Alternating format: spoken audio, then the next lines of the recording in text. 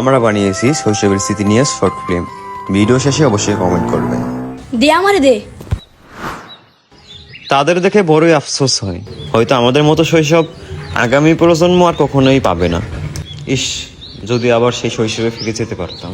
দোয়া দোয়া খেলতে যাবি না?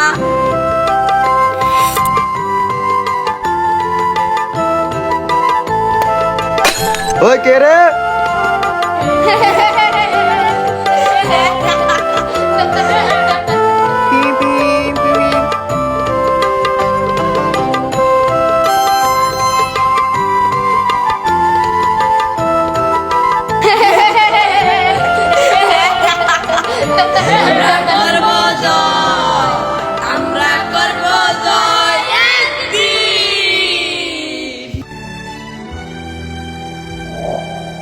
ছোটবেলায় আমাদের মনে হতো বড় মানুষের জীবন কতটা সুন্দর, না পড়ালেখার চিন্তা, না এক্সামের চাপ।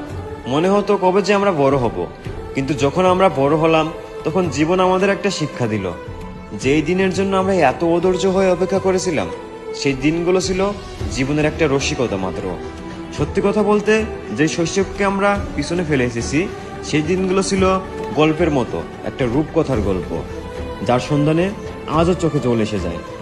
আজ যখন আমরা পিছনে ফিরে তাকাই, মনে হয় যদি সময় সেখানেই থেমে যেত।